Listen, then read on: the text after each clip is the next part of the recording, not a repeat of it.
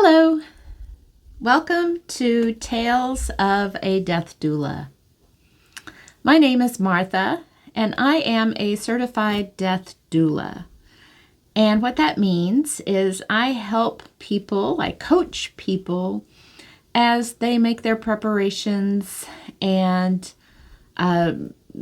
choices about their death and dying wishes.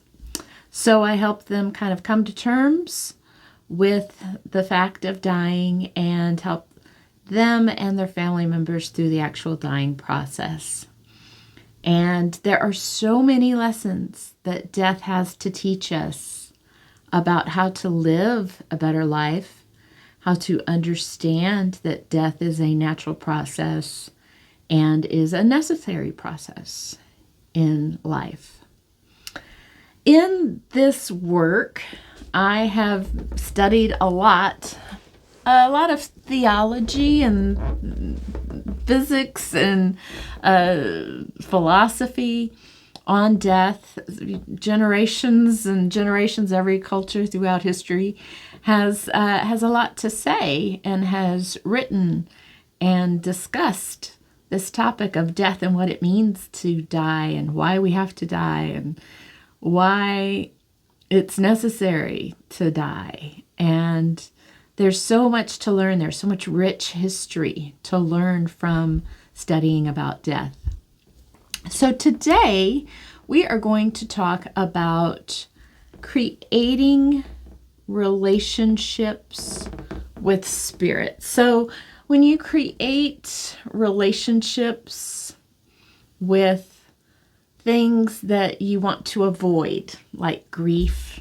In my work, I encounter a lot of folks who are dealing with grief, anxiety, depression, fear.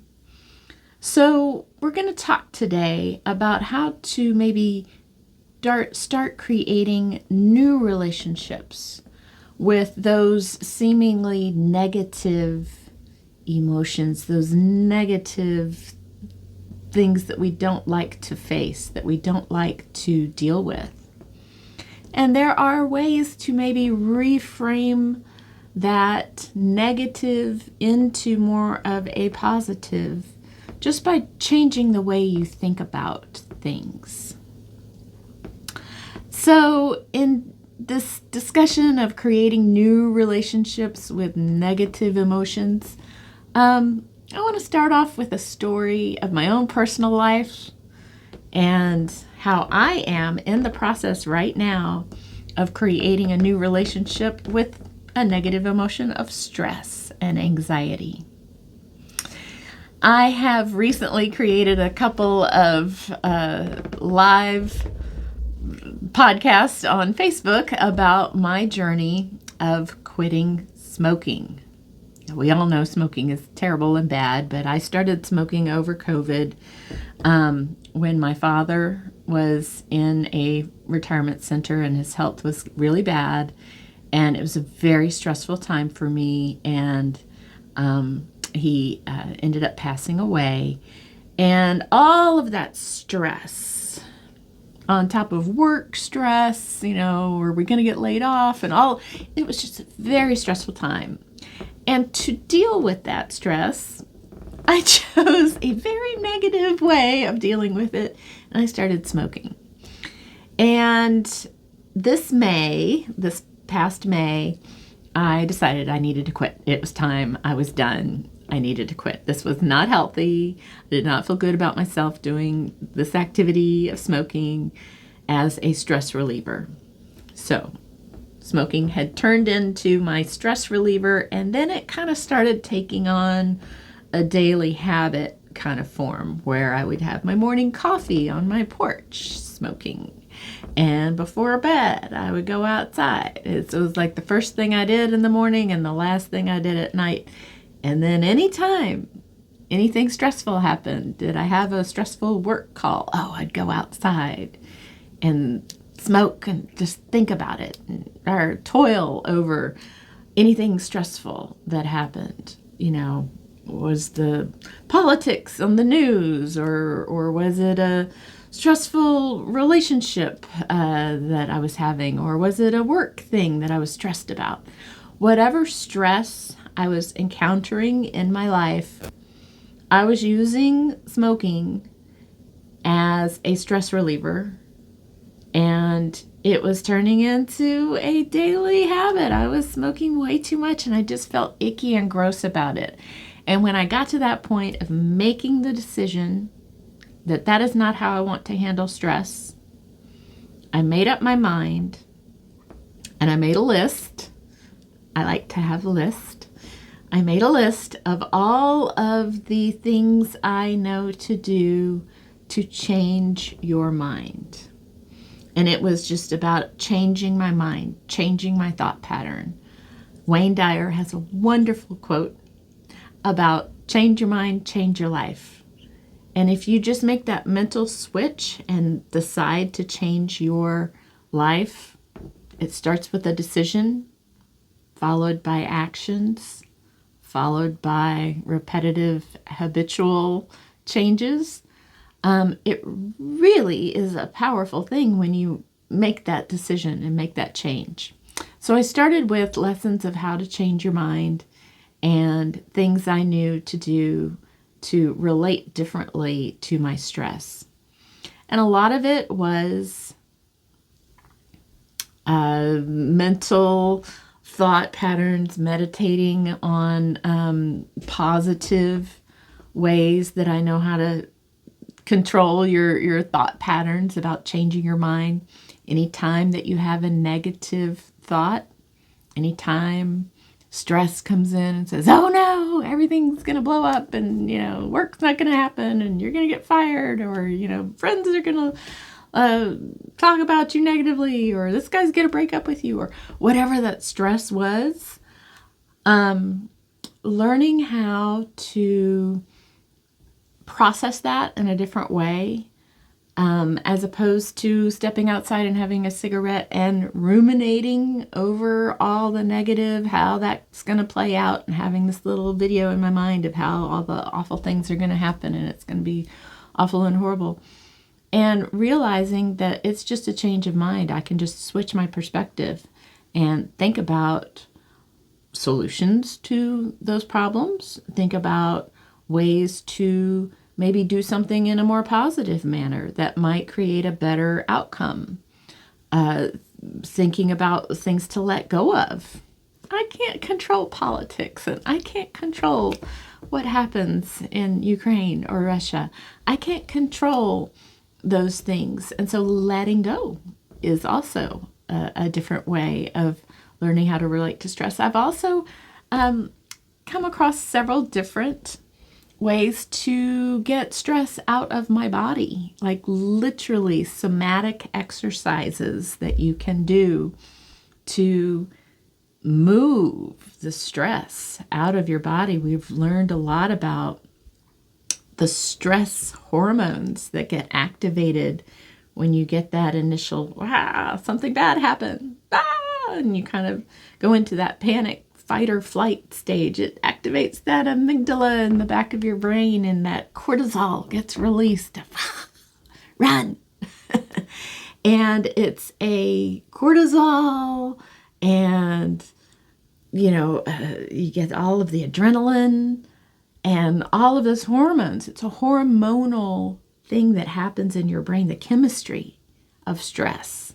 So learning about the chemistry of stress and how that all gets triggered and fired the minute that you have that impact of, something bad happened. What am I going to do?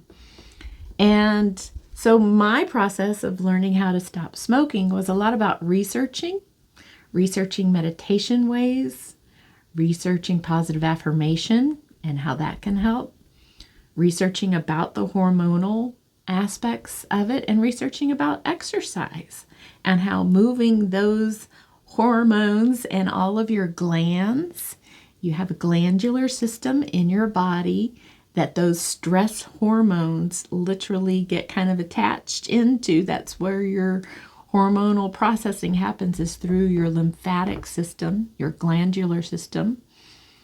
and moving the stress out of your body. I've learned about the rebounder, which is a little trampoline that you have in your house, and doing jumping exercises can literally move.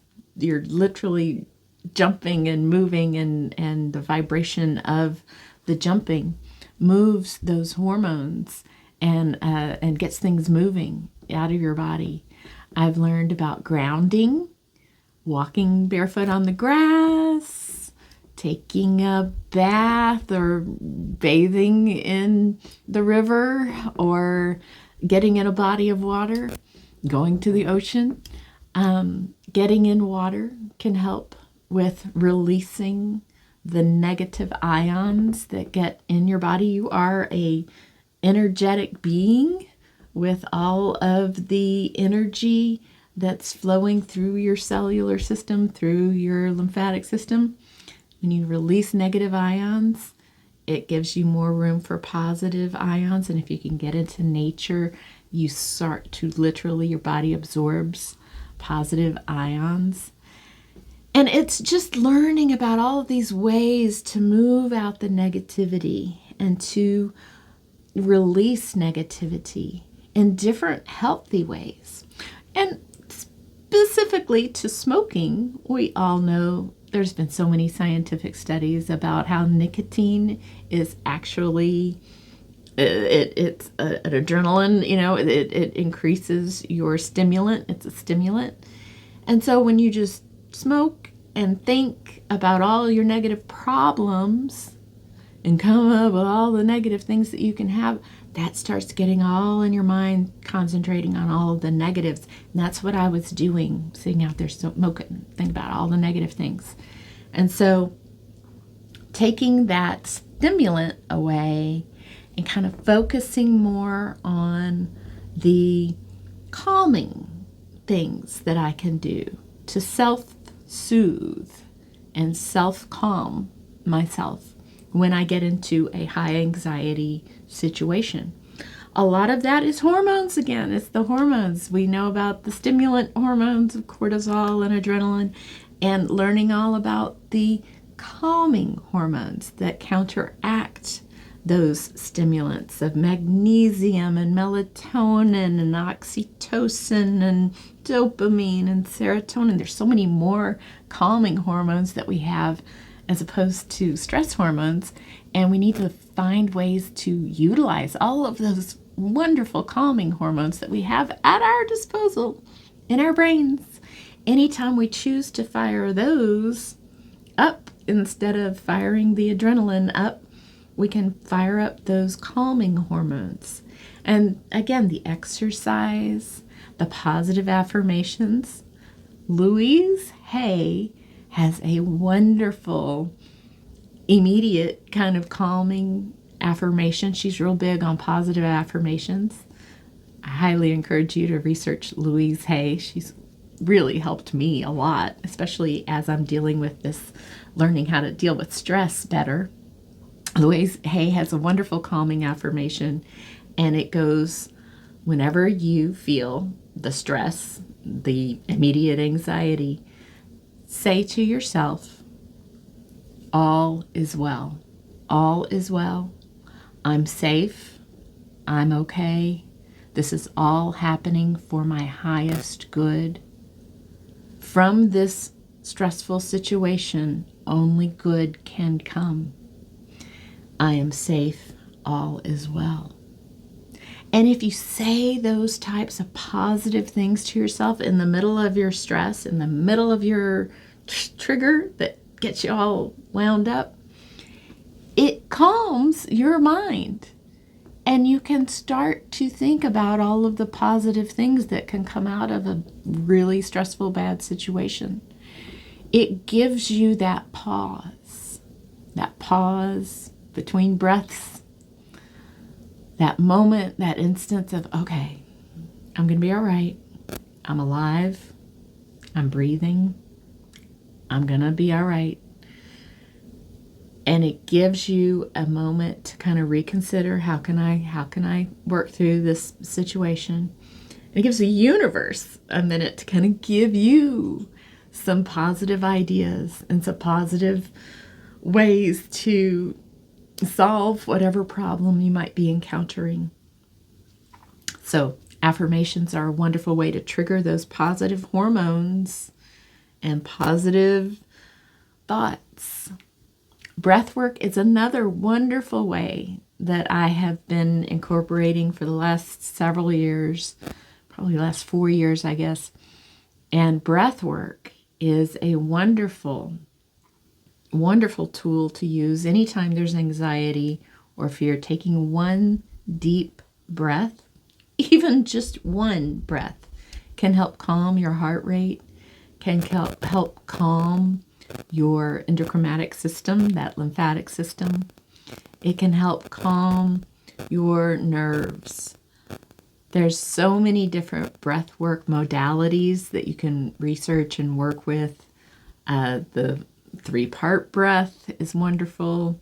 The heart meditation, the heart calming meditation, putting your hand on your heart, taking a deep breath and really thinking about how you're moving your concentration from your mind into your heart.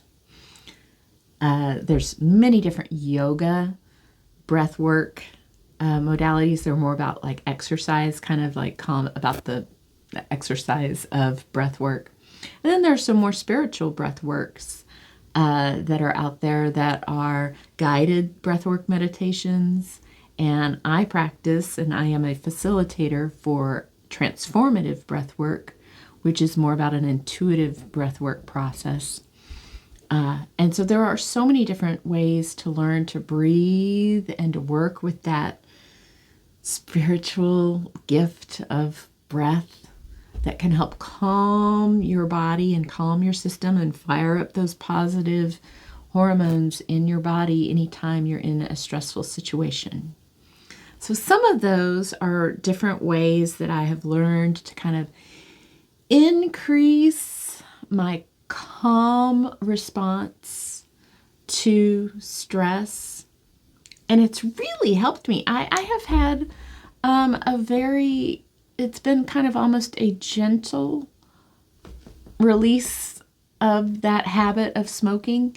It hasn't felt terrible. It's really hard to quit smoking. A lot of people have a lot of anxiety about quitting smoking because they don't know what they're going to do with their stress.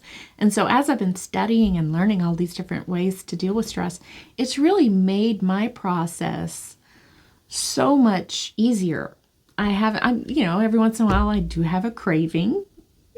Something stressful happens, or usually right now it's more when I'm bored.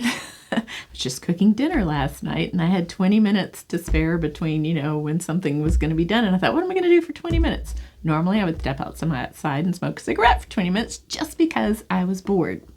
Isn't that silly? So that wasn't even a stress response. It was just a learning how to just deal with time and being with myself for 20 minutes. And it was lovely.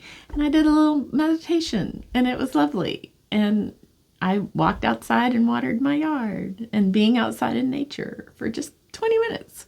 It was lovely. But those kind of ways to deal with stress are so important because they decrease your fear and your anxiety about what's going to happen in the future or what happened in the past. And they help you get into the now, into that heart space of the now. And they help you increase your love and your joy. Once you get into that living in the now, being in the present moment, not worrying about the future, not concerned about the past, and you can just be here now, it increases your joy and it increases your quality of life and it increases your capacity for relationship and for communication because you're not relating to others out of stress and trauma. You're now relating to others out of immediate, calm, gentleness. And it's been just almost revolutionary for me this summer, of just like having a whole summer. We're at now at the 1st of September, and I can say that I've only had a handful of cigarettes since I quit smoking in May. And it's really, really been a lovely transition for me, a lovely, new way to relate to stress. So there are so many things that we qualify as negative experiences and negative emotions. Stress being one of them. Grief. As a death doula, I deal with a lot of grief and a lot of people dealing with grief. And so grief is a huge emotion. Of course, depression. Oh, there's a lot of depression right now with changes in life right now. We've got a lot of changes in technology. People are changing their job skills because AI technology is taking a lot of hassle out of doing work that used to be done by people, and now it's being done by computers. That's anxiety. That's change. There's a lot of anxiety about politics right now all over the world, not just in the United States. There's a lot of big either or extremes on either side of politics right now. It causes a lot of anxiety, a lot of depression, because people think, oh, it's a hopeless world. What's the point? And there's a lot of depression, and all of this kind of boils down to the root cause of fear. It creates a lot of fear, and it creates a lot of tension. And so these lessons that I'm learning in my life, just from simply learning how to relate better to stress and learning how to deal better with stress, which is a negative thing in my life, it can bleed over into more broad, general ways to handle any negative emotion, any negative experience in life has a glimmer of a positive outcome. Like Louise Hay says, this experience, this situation can only bring about a positive outcome. And when you kind of really start to trust spirit and you trust the universe, that whatever is happening is there to teach you a lesson about how to love. Every negative experience is there to teach you a lesson. Sometimes that lesson is a hard lesson, especially if it's a violent experience, especially if it is a experience through death, especially if it is a experience that is a physical experience. It's a hard lesson to realize the positive glimmers there that life is teaching you through these hard lessons, these hard gates, I call them, that we have to go through to transition and transform. And learning how to deal with these negative experiences and negative emotions and learn these lessons through changing our mind, through changing our perspective, through seeing it from a different light. When you see things negatively that are happening, whether real or emotions, some of the negative things that are happening in our lives are all in our mind. We're all imagining what's going to happen in the future. Or we're all reliving what happened in the past. That's gone. That's done. You can't can't change anything. One of my favorite quotes is Lily Tomlin's quote of, I learned to give up all hope of ever having a different past. And yeah, you can't change the past. So all of these things are in our mind. Most of what we're afraid of is things we're creating in our mind. And it's hard. It's hard to learn how to relate to those things in a positive way. How do we learn how to relate to death in a positive way? How do we learn to relate to fear in a positive way? And it's all about changing your mind and creating a different relationship. It's a relationship with spirit. So I want to talk about a poem that Rumi has, and it's called The Guest House. And I'm not going to read the poem to you. I want you to go and find it. I'll have the link in my description. But The Guest House is a lovely poem by the old ancient Sufi poet Rumi. He's one of my favorites. I've talked about him a lot. He's right here with me. He's one of my favorite teachers. And his poem in The Guest House talks about how every morning we awaken and we are like a guest house. And we welcome all of these emotions that pass through our guest house. We welcome joy and happiness and grief and anxiety and fear and doubt and all love, all of the emotions that we have. And you have all of these emotions almost every day. You're probably going to encounter all of the various emotions that we have as human beings throughout the day. Even just one day, you're probably going to encounter most of these emotions. And when you think about it as a guest house, it's just passing through. These emotions are just passing through. And when you welcome them as if you are a proprietor of a guest house, you are the owner of this guest house, and you see sadness come in, and you welcome it and say, welcome, come in, stay for a little while before you leave and go again. And it's like clouds passing over the daytime sky. You can just see them moving through.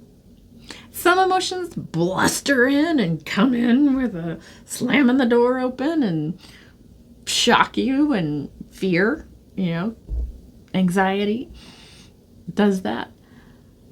And when you can kind of detach yourself from that emotion and be an observer, it's all about being more of an observer of your emotions and being that kind of third party person, the me and the I discussion that a lot of philosophers have of, when I say me, who am I talking about?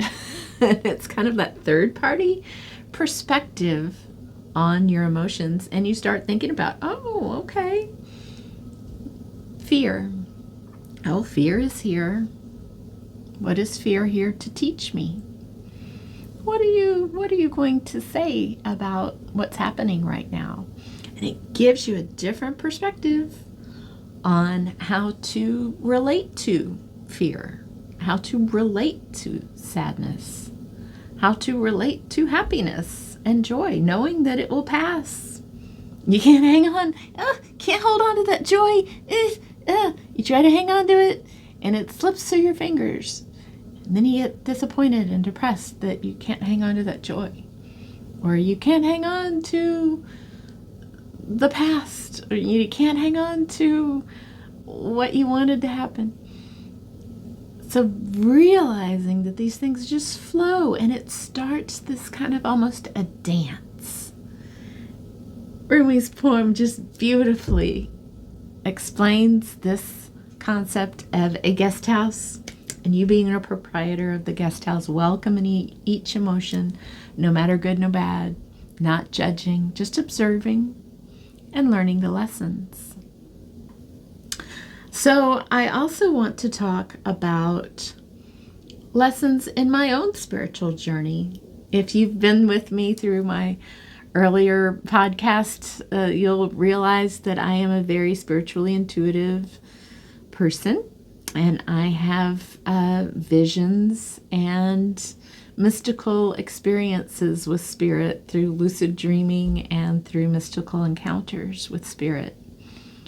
And in these encounters, sometimes they have been scary.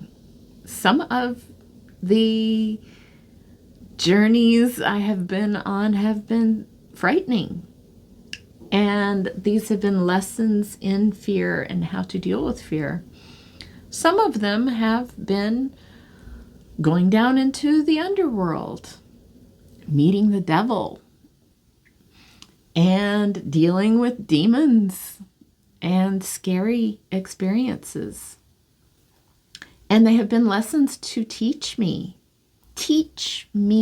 in that moment of how to deal with fear and how to understand more about death and the fear of death. Because I'm a death doula, it makes sense that these are the experiences that I would have in my dream states. The lessons that I've learned very vividly is that fear, the devil, death, these kind of negative characters, right, that we have, they're necessary, and they have come to me in my visions that I'm valid. I'm valid too. It's not all about joy and love and light. You got to deal with the darkness too. I'm valid too. Until you learn that shadow work, it's called shadow work.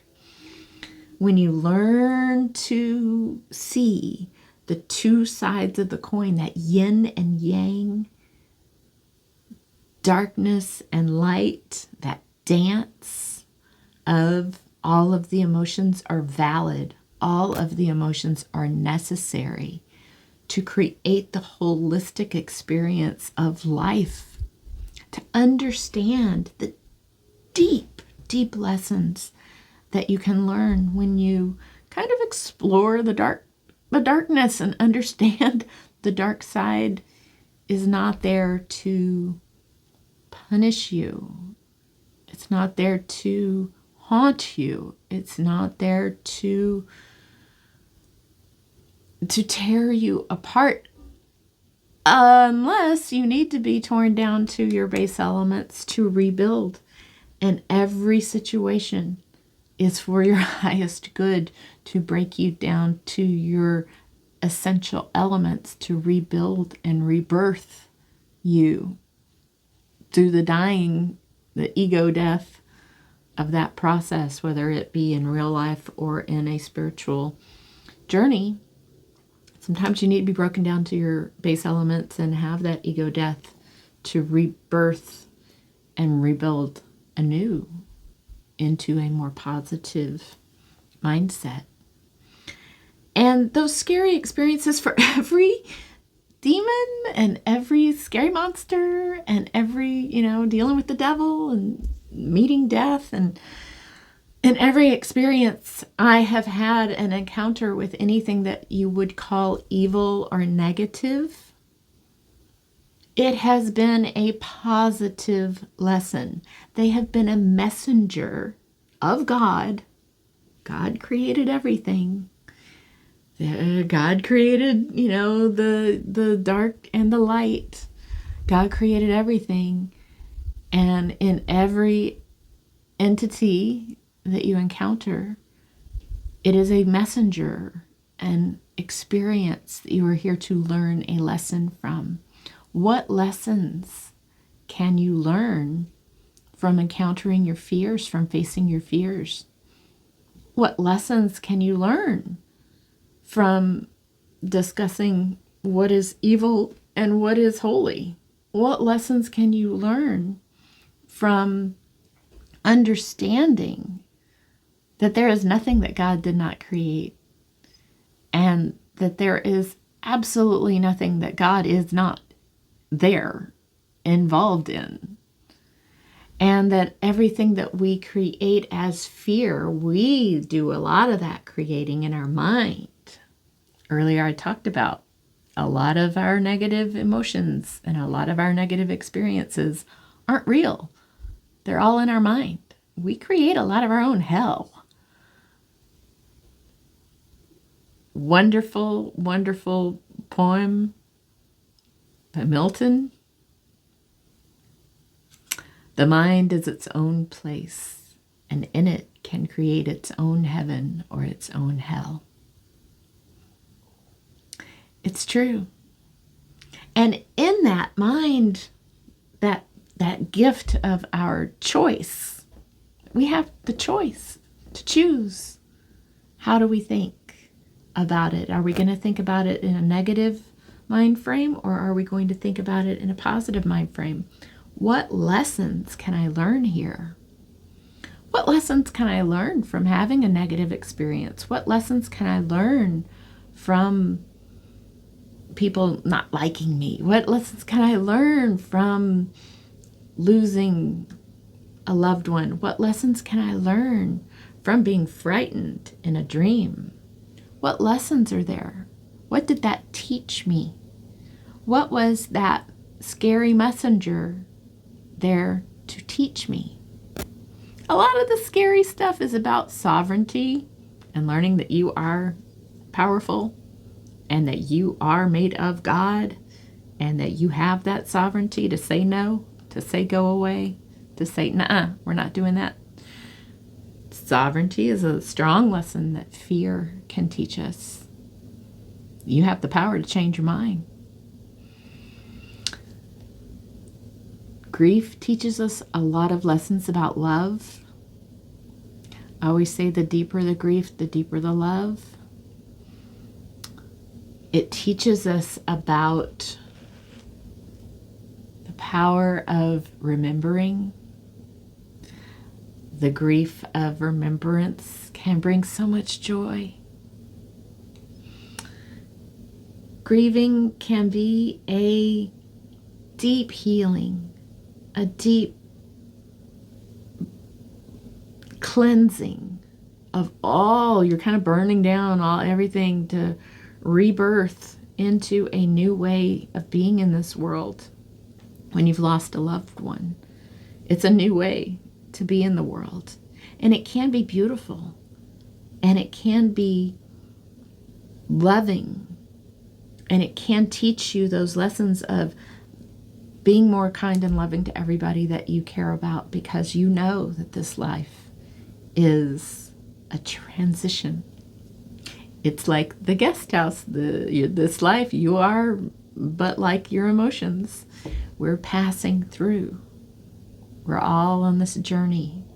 We're all visitors through our own guest house. Learning these lessons about how to relate to negative experiences. As I was having my big journeys and my big experiences with mystical experiences, it started out several years ago, and it was kind of frightening. Like I said, some of this stuff was not pleasant. Shadow work is not pleasant. But it's necessary. It's necessary to learn how to relate to these negative emotions and negative experiences in a different way.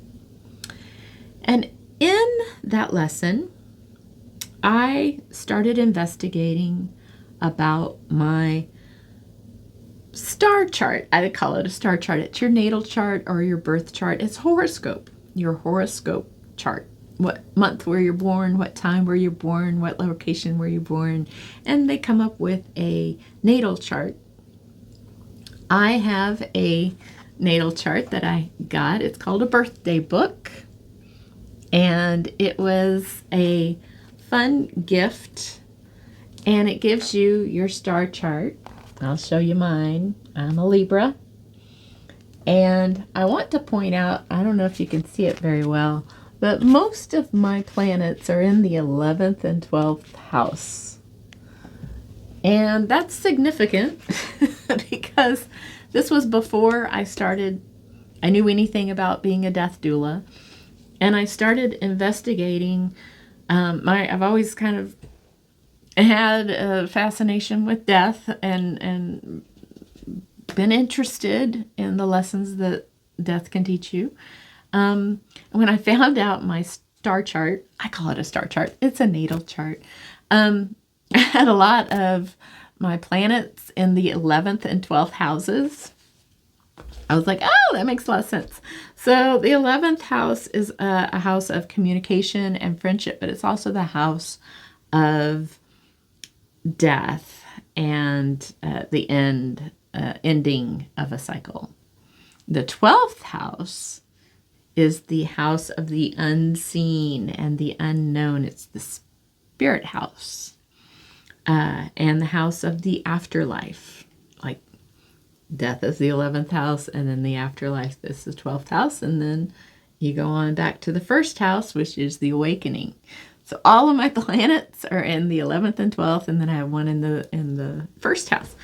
It's crazy to see this on my birth chart, and I was like, oh, no wonder I'm this way. All about transformation and death and rebirth, and it's like right there in my natal chart. And in doing this, I not only bought this book, which is lovely, and it kind of explains about your horoscopes. I didn't know much about my horoscopes. I'm not an astrology student, so it was interesting to learn about astrology.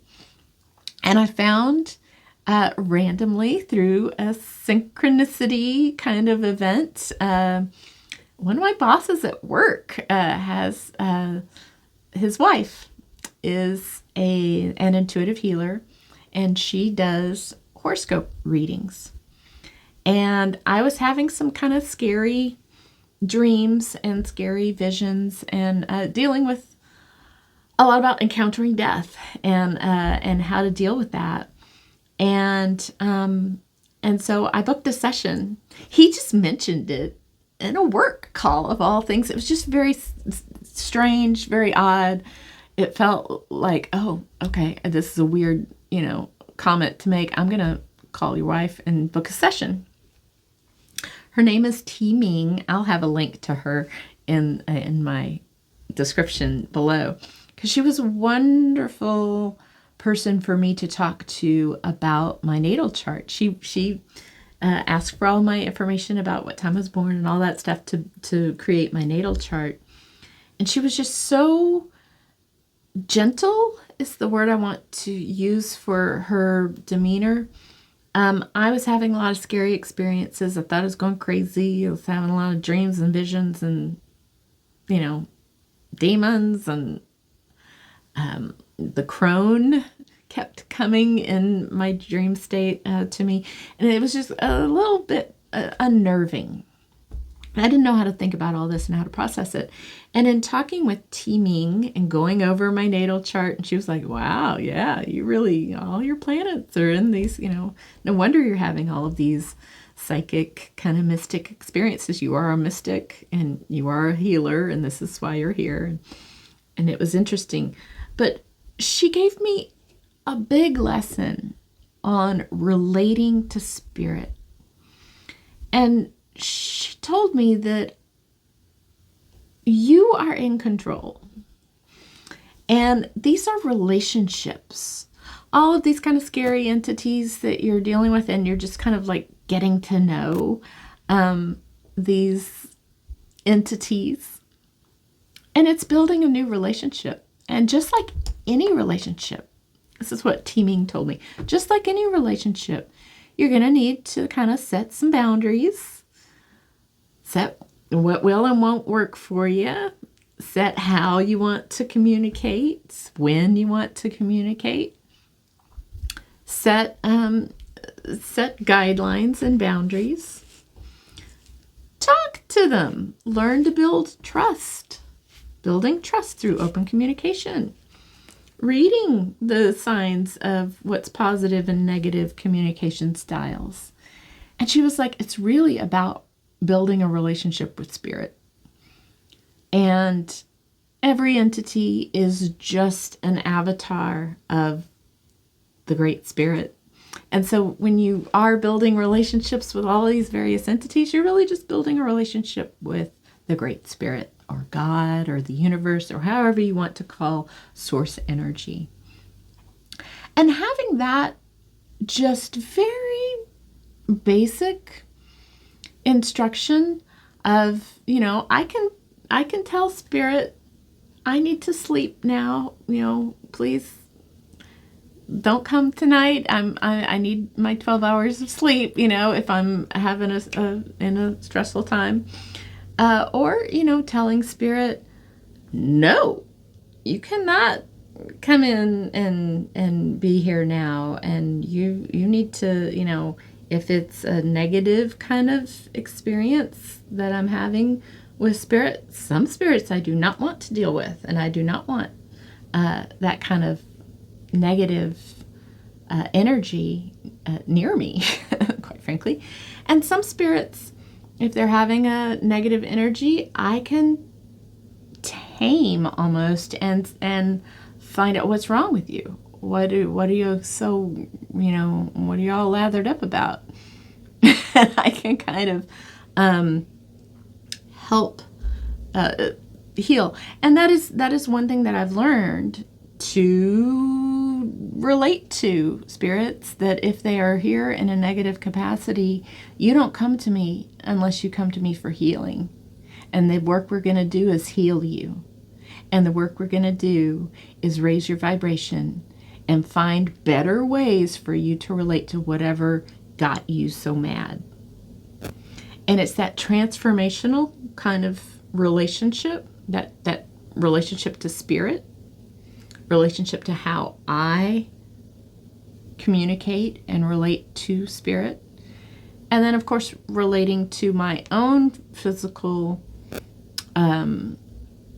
reactions and actions of my own hormonal reactions, and then how I communicate in daily life, just with people and normal things. Doesn't have to be with spirit. You learn all these lessons about how to deal with negative encounters, negative experiences in more positive ways, just by learning a lot about relationships. It's like relationship counseling with spirit. It really is. And when you learn how to deal with relationships in more healthy ways, and learn how to step back and look at the situation kind of from a third person perspective and observe, why was that person so angry? What do we know about their situation that would make them so angry? They obviously are feeling unloved. They obviously are not getting the attention that they need to feel loved. It's all about love. Cliff Notes, it's all about love. Every single negative situation that you have is about how to love others, how to love yourself, how to love God. Is there anything else? How to love others, how to love yourself, and how to love God. It's kind of, that wraps it all up. Every single lesson. So all of these lessons on how to build better relationships with spirit, every single one can be translated into how to build a better relationship with people in your life. How to build a better relationship with your hormones and how you fire those different chemicals based on your actions and your thoughts. How to relate to negativity in a more positive light, understanding that everything that happens is for your highest good. Trusting spirit that whatever you're encountering is there as a messenger to teach you a lesson about love. It's all learning lessons about love. Some of them are hard lessons, granted, but learning lessons about love by relating to spirit. I hope this information was helpful and that you gained some insight and some tips and tricks on how to relate to spirit. And if you have enjoyed this podcast, please like this episode and subscribe. We'll be back more in future episodes of Tales of a Death Doula, exploring more about the lessons that death can teach us about how to live a better life. Thank you so much for being here.